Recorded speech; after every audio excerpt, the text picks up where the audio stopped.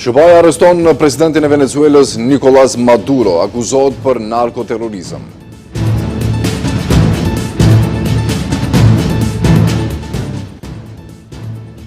Kryeministri Krishtian Mickoski ironizon opozitën, thotë se LSDM-s mund t'i plotësohet dëshira për zgjedhje të parakohshme.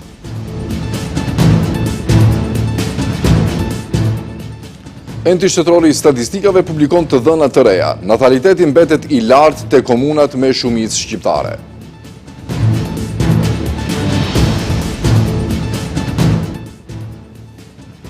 Moti i rënduar me ngrica krijon vështirësi në komunikacion, ndodhin edhe aksidente fatale.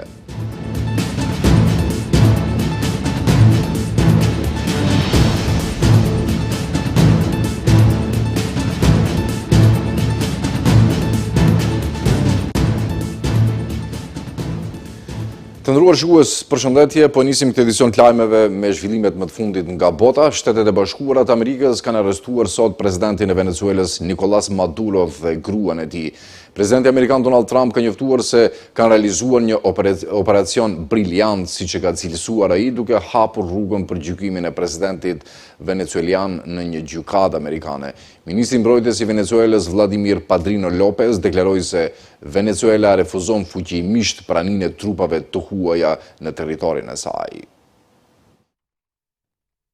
Presidenti Donald Trump i dha dritën e gjelbër disa ditë më parë kapjes së Nicolás Maduros dhe misioni u krye nga forca ushtarake Delta. Lokacioni i tij u gjurmua nga CIA, të cilës Trump ia kishte dhënë autorizimin për aktivitet të fshehtë brenda Venezuelës muaj më parë. Shtetet e Bashkuara të Amerikës me sukses kanë kryer sulm në shkallë të gjerë kundër Venezuelës dhe liderit të saj, presidentit Nicolás Maduro, i cili bashkë me gruan e tij është kapur dhe larguar nga vendi. Ka shkruar Trump në rrjetin social Truth. Ai e ka cilësuar operacion brillant. Prokuroria e përgjithshme e SBA-s, Pam Bondi, ka bërë të ditur se presidenti Maduro dhe bashkëshortja e tij janë paditur në distriktin jugor të New Yorkut për akuza të shumta penale, përfshirë narkoterrorizëm. Nuk dihet ende se ku gjendet Maduro, pasi Trump njoftoi se ai u kap nga SBA-ja dhe u largua nga vendi. Zëvendës presidentja venezuelese, Delcy Rodriguez, ka deklaruar se Venezuela nuk është në dijeni të vendosjes së presidentit Maduro, ndërsa kërkon nga Trump prova për jetën e tij. Ministri i Mbrojtjes i Venezuelës, Vladimir Padrino López, deklaroi se Venezuela refuzon fuqimisht praninë e trupave të huaja në territorin e saj dhe do të denoncojë këtë para komunitetit ndërkombëtar. Ndërkohë, ka pasur reagime të shumta ndërkombëtare për rastin. Rusia e ka dënuar sulmin e SBA-s duke e cilësuar si akt agresioni të armatosur kundër Venezuelës. Përfaqësuesja e lartë e Bashkimit Evropian, Kaja Kallas, ka thënë se Maduros i ka munguar legitimiteti. Ministria e Jashtme e Spanjës, përmes një deklarate, ka bërë thirrje për shtensionimin dhe qetësim. Kryeministri i Britanisë së Madhe, Keir Starmer, ka thënë se Britania nuk është përfshirë në operacionin e SBA-s në asnjë formë.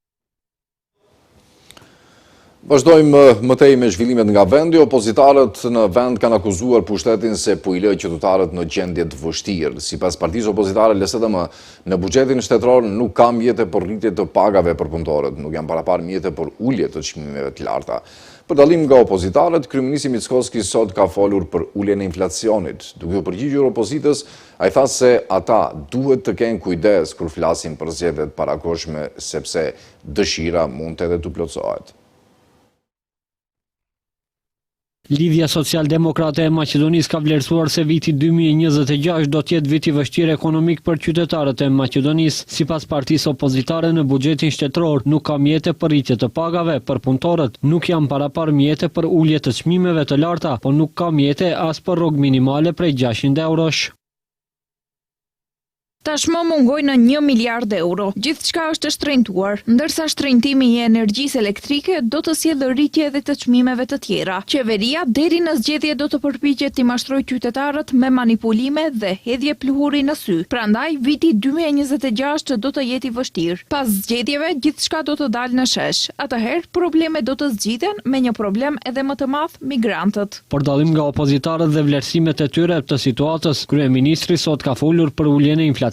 Duke ju përgjigjur opozitës, Mickoski ka thënë se ata duhet të kenë kujdes kur flasin për zgjedhje të parakohshme, se dëshira mund edhe të plotësohet. On je Nuk kam dëgjuar nëse kërkojnë zgjedhjet parakoshme, por njeriu ndonjëherë duhet të ketë kujdes se çfarë dëshiron, sepse nganjëherë dëshira mund t'i plotësohet. Pres që ulja e inflacionit të vazhdojë edhe në dhjetor, krahasuar me dhjetorin e vitit kaluar, kurse vitin e ardhshëm në mes 2 apo 3% që do të jetë më e ulët se rritja e nivelit të prodhimit bruto vendor. Akuzat për ngritje dhe ulje të çmimeve, po edhe për rritjen e standardit jetësor, rritjen e pagave, janë akuzat të zakonshme që bëhen thuajse çdo ditë nga opozita në drejtim të pushtetit. Marrëveshja për ndarjen e posteve ndërmjet partnerëve të koalicionit qeveritar është materializuar edhe për emërimin e drejtorit të ri të ndërmarrjes publike komunale Parqe dhe Gjelbrime. Muamer Seferi nga koalicioni shqiptar Vlen është emëruar në këtë post duke zëvendësuar Jeton Buçin, i cili ishte kuadër i BDI-s.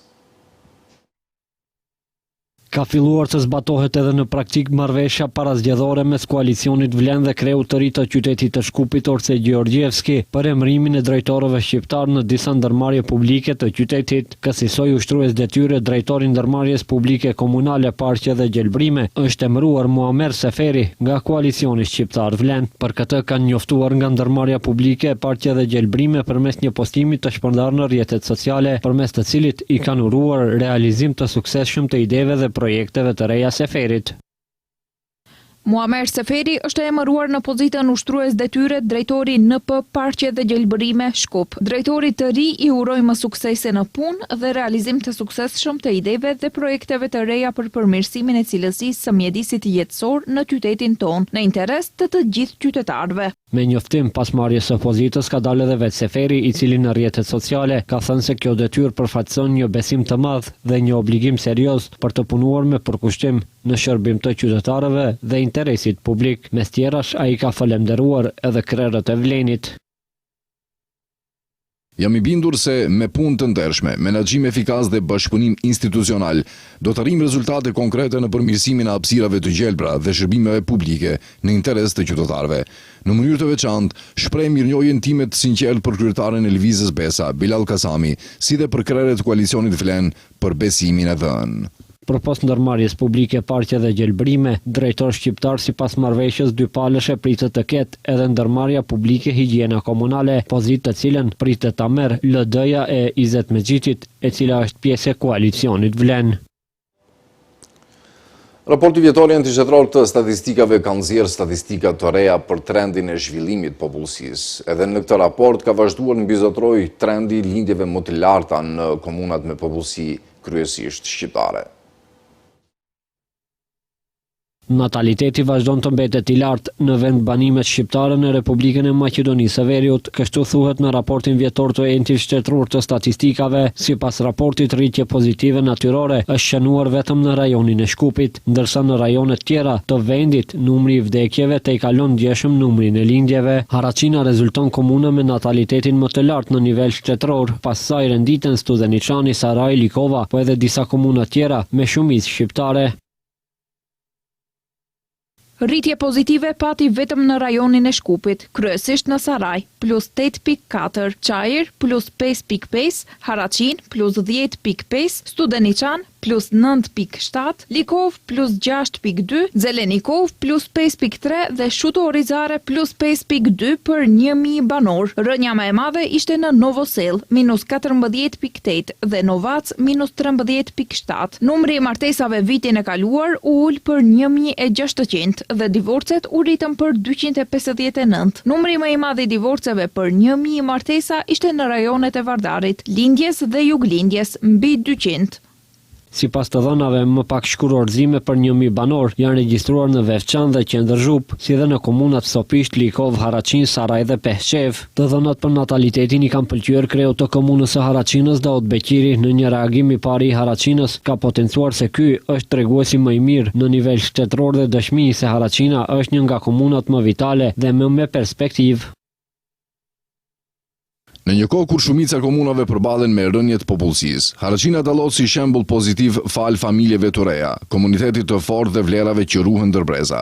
Si kryetari i komunës, qëllimi im është të mbështes këtë potencial dhe ta zhvillojmë edhe më tej Haraqinën në interes të gjithë qytetarëve dhe të ardhmes sonë të përbashkët. Të dhënat e entit shtetëror të statistikave tregojnë se ndonse vendi përballet me rënje demografike. Disa komuna shqiptare vazhdojnë të mbeten ndër më vitalet në vendin tonë. Duke parë statistikat dhe se në nivel shtetëror numri i vdekshmërisë është më i lartë se sa i lindjeve të reja. Komuna e Butelit ka njoftuar se çdo foshnjë porsalindur në këtë komunë do të përfitojë një kompenzim financiar në shumën prej 5.000 denarësh. Kryetari i komunës Darko Kostovski deklaroi se premtimi parazgjedhor për mbështetje financiare prej 3.000 denarësh për çdo porsalindur po përmbushet me rritjen e ndihmës në shumën prej 5.000 denarësh. Nga komuna thonë se për herë të parë sigurohen mjete në shumën prej 5.000 denarësh si rezultat i punës kujdesshme dhe menaxhimit të mirë të buxhetit. Sipas tyre, mbështetja financiare për çdo foshnjë të porsalindur është një aktivitet në kuadër të programit për mbrojtje sociale për vitin 2026 dhe një angazhim i kryetarit të komunës për përmirësimin e kushteve për familjet e reja në komunën e Butelit. Përveç kësaj, njoftojnë se si komunë po investon në infrastrukturë që do ta përmirësojë të ardhmen e çdo fëmije. Po ndërtohen 2 qerdhe në Butel 1 dhe Butel 2, ndërsa së shpejti do të fillojë ndërtimi i qerdheve të reja në Radishan dhe Vizbek.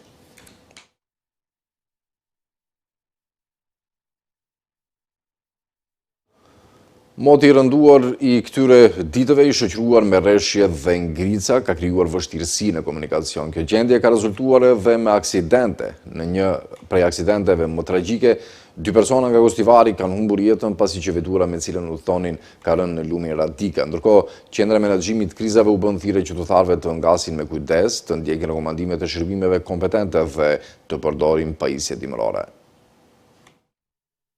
2 persona nga Gostivari kanë humbur jetën si pasojë një aksidenti të rënd komunikacioni që ka ndodhur sot në rrugën rajonale Mavrov-Dibër, kur vetura me të cilën udhëtonin ka rënë në lumin Radika. Ministria e Punëve të Brendshme njoftoi se aksidenti është raportuar rreth orës 15:50. Automjeti udhëtarëve i tipit Volkswagen Bora me targa të Gostivarit ka humbur kontrollin dhe ka përfunduar në lum. Si pasojë e aksidentit, jetën e kanë humbur AF dhe MF nga fshati Vidushi i Gostivarit. Me urdhër të prokurorit publik, automjeti do të ndalohet në stacionin policor në Gostivar për kontroll të jashtëzakonshëm teknik, ndërsa trupat e viktimave do të dërgohen në obduksion. Ndërkaq, rreshjet e Borës kanë vështirësuar qarkullimin normal të automjeteve në disa akse rrugore të vendit. Qendra e menaxhimit të krizave ka njoftuar se për shkak të ngricave dhe përkeqësimit të ndjeshëm të kushteve të motit, është vështirësuar lëvizja në disa akse. Si të vështira për të kaluar, janë listuar rrugët Shkup-Tetov, Tetov-Gostivar, Mavrov-Dibër, Kërçov-Ohër, Kozjak-Shkup, si dhe disa rrugë rajonale në pjesën perëndimore të vendit. Në numrin e emergjencës 112 janë raportuar disa raste të automjeteve të bllokuara dhe një rrëshqitje në rrugë. Qendra për menaxhim me kriza u bën thirrje qytetarëve të ngasin me kujdes, të ndjekin me kujdes rekomandimet e shërbimeve kompetente dhe të përdorin pajisje dimërore. Po ashtu, për shkak të kushteve të pafavorshme atmosferike, temperaturat e ulta dhe ngricat në rrugë, gjatë ditës së sotme është regjistruar edhe një aksident zinxhir në autostradën Tetov-Gostivar, në afërsi të mbikalimit të Negotinës. Ekipet kompetente ndodhen në vendngjarje dhe po ndërmarrin masa për menaxhimin e situatës dhe normalizimin e qarkullimit rrugor. Megjithatë, për shkak të mbulesës së Borës në rrugë, lidhja Automoto e Maqedonisë ka futur përdorimin e detyrueshëm të zinxhirëve të Borës për të gjitha automjetet në seksionin Lisec-Kodra e Diellit nga ora 21 janarit 2026. Masa është e detyrueshme për shkak të pjesave të pjerta dhe kthesave të mprehta të qafës, ku mos respektimi i rregullave shpesh shkakton bllokime dhe vonesa. Kontrollet e policisë do të intensifikohen, veçanërisht për shkak të frekuencës së shtuar të automjeteve gjatë periudhës së festave. Në zonën e Parkut Nacional Pelister, pranë lokacionit të njohur si Antena, është raportuar një alpinist i humbur. Qendra për menaxhim me kriza njofton se personi ka qenë i arritshëm përmes telefonit për rreth 10 minuta, pas së cilës është humbur sinjali i telefonit mobil. Kërkimi fillimisht është kryer me ratrak, por pa sukses. Rasti është raportuar në sektorin punë të brendshme Manastir dhe në ndërmarrjen publike Parku Nacional Pelister Manastir, pas çka ekipet janë nisur menjëherë në terren. Për shkak të terrenit të vështirë dhe mjegullës së dendur nga janë kërkuar koordinata, por janë dorëzuar koordinata që nuk përputhen me lokacionin e raportuar të alpinistit, është vendosur kontakt me drejtorin e Parkut Nacional Pelister, i cili ndodhet vetë në terren. Ai ka komunikuar me shefin e sektorit të punëve të brendshme Manastir me qëllim sigurimin e koordinatave të sakta për lokalizimin e alpinistit, thuhet në njoftim. Nga Qendra për Menaxhim me Kriza njoftuan se aksioni për ta gjetur alpinistin është në zhvillim.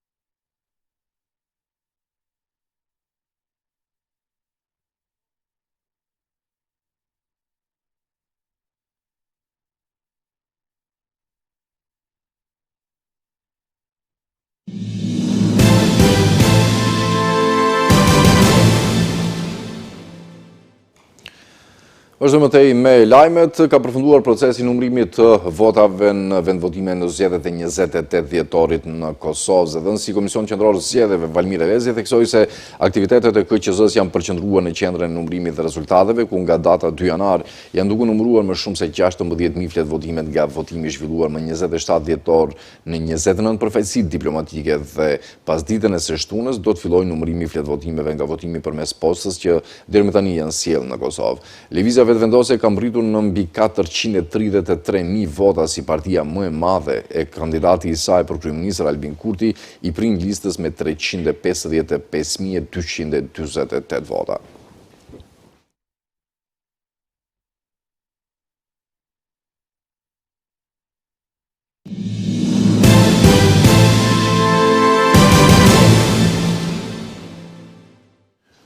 Presidenti i Ukrainës Vladimir Zelenski do të zhvillojë bisedime për sigurinë me partnerët perëndimor të shtunën në Kiev mes bombardimeve të vazhdueshme ruse ndaj Ukrainës, përfshirë 95 sulme me dron gjatë natës.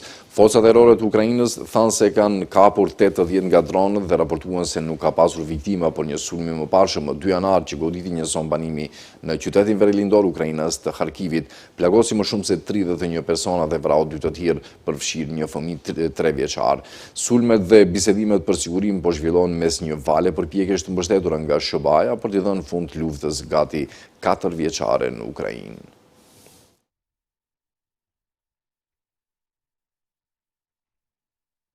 Me lajmin për basketbol po mbyllim këtë edicion të lajmeve këtu të nderuar shikues, për të takuar edhe një herë me lajmet qendrore në orat 18:55. Mirëmbëjtje atëherë.